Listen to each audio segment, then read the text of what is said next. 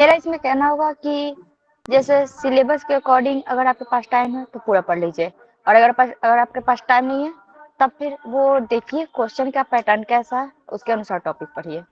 एक रीडिंग जैसे कंप्लीट कर लिया हूँ, एक रीडिंग ऑल थ्रू उस सब्जेक्ट से हो गया है, उसके बाद क्या उसको मतलब कैसे आंसर राइटिंग के लिए अप्रोच करें?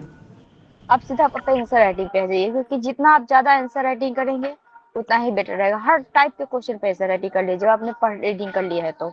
आई थिंक मेरा तो यही मानना है।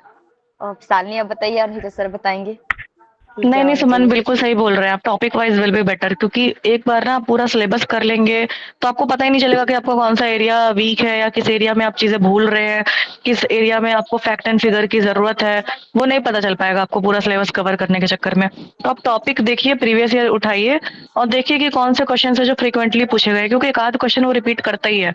तो पहले ऐसे क्वेश्चंस वो ढूंढिए और फिर उसको पकड़ के प्रैक्टिस करिए। मतलब टाइम दीजिए कि जैसे एक क्वेश्चन है, थैंक यू। आपको 20 मिनट में लिखना है, तो आप टाइमर के हिसाब से 20 मिनट लगाइए और देखिए आप लिख पा रहे हैं या नहीं। समझे? तो मैंने तो ऐसे ही किया था, क्योंकि मुझे टाइम का थोड़ा डर लग रहा था कि पता नहीं 20 मिनट में लिख पाएंगे या नहीं, लेकिन वो हो गया था। प्रैक्टिस करने से वो हो जाता है। तो आप मेरा तो सजेशन यही रहेगा कि टॉपिक वाइज करिए। कम से कम जो फिक्स्ड है, जैसे हिस्ट्री हो गई, जैसे पॉलिटी हो गई, तो हिस्ट्री में भी 10-12 टॉपिक है और पॉलिटी में भी 10-12 टॉपिक्स है। तो हिस्ट्री पॉलिटी कम से कम पकड़ लीजिए।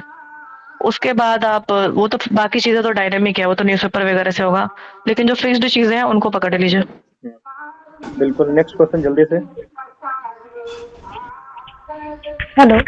जी बोलिए। हाँ, मेरा क्वेश्चन शालिनी मैम से है। हाँ हाँ बोलिए मैम, बोलिए। मुझे ये पूछना है कि अभी जैसे 9th बीपीएससी का अभी पैटर्न थोड़ा चेंज कर दिया है, अब थोड़ा थोड़ा ये यूपीएससी बेस्ड कर रहा है। तो अब आगे के लिए मतलब 70 बीपीएससी अब कैसे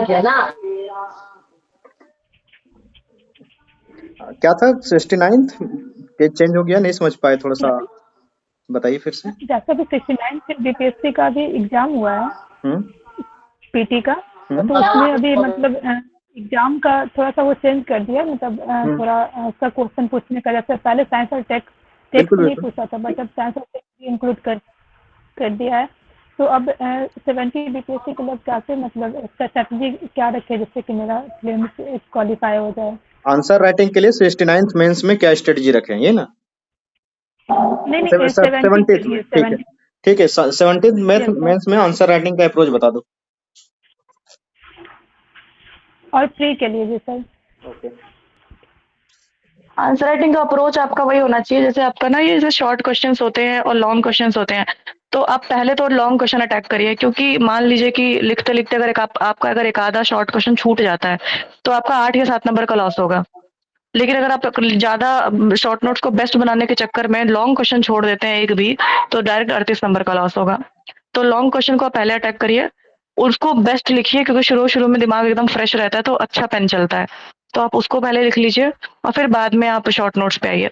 और अगर आप पहले ना आप अपने फिक्स्ड एरियाज को ढूंढिए जिसमें आप बहुत बेहतर लिख सकते हैं, जिसमें आपको ज्यादा सोचना नहीं पड़ेगा। क्योंकि शुरू में ही अगर, क्योंकि आप पता है क्या होता है कि क्वेश्चन और प्लस बुकलेट साथ में रहता है। आपको स्पेस डिफाइंड रहता है कि इस क्वेश्चन के नीचे आपको इतने ही पेज मिलेंगे और आपको इसी तरीके से लिखना है। तो आपको टेंशन नहीं लेना पड़ेगा कि हम पहले ये लिखें कि हम पहले वो लिखें, ये सोचने की जरूरत नहीं पड़ेगी। जो क्वेश्चन सबसे बेस्ट तरीके से आता है, जिसमें आपको लगता है कि आपको सोचने की जरूरत नहीं है, फटाफट पेन चलेगा, आप उसको पहले लिखिए। क्योंकि अगर आप शुरू में ही टफ क्वेश्चन टैकल करेंगे और सोचने में टाइम लगा देंगे तो टाइम निकल जाएगा। तो जैसे आप साइंस एंड टेक की बात कर रही थी ना अभी, तो मैं आपको एक चीज बताती हूँ। साइंस एंड टेक में मैंने पिछले 3-4 सालों से देखा है, एक क्वेश्चन फ्लड या ड्रॉट से रहता ही है, कि बिहार में फ्लड और ड्रॉट बहुत बड़ी प्रॉब्लम है, साइंस एंड टेक्नोलॉजी की हेल्प से आप उसे कैसे डील करेंगे। है ना? ये इसी के आगे पीछे एक क्वेश्चन घूमता ही है हमेशा। ठीक है? तो जैसे ये फिक्स्ड क्वेश्चन है, फिक्स्ड क्वेश्चन है ना, साइंस एंड टेक का एक ये रहेगा। अगर ये नहीं रहा तो एग्रीकल्चर का जरूर रहेगा, कि आप एग्रीकल्चर में जो है वो साइंस एंड टेक्नोलॉजी की हेल्प से आप कैसे बेटर कर सकते हैं।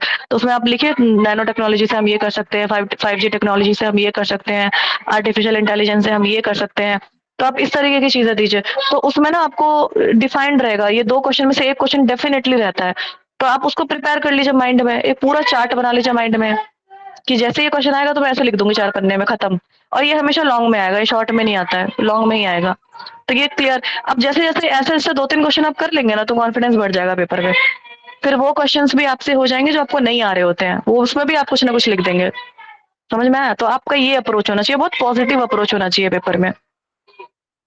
और GS1 में मैं उसके लिए बोलूंगी, ये जो है आपका वो साइंस क्या बोलते हैं, स्टैटिस्टिक्स। तो बहुत लोग स्टैटिस्टिक्स शुरू में बनाना पसंद करते हैं और बहुत लोग उसे लास्ट में बनाना पसंद करते हैं, और कुछ लोग बीच में भी बनाते हैं। लास्ट का तो मैंने बहुत रेयर ही सुना है, मेजोरिटी शुरू में ही बना लेते हैं, बोलते हैं दिमाग फ्रेश रहता है शुरू में बना लो।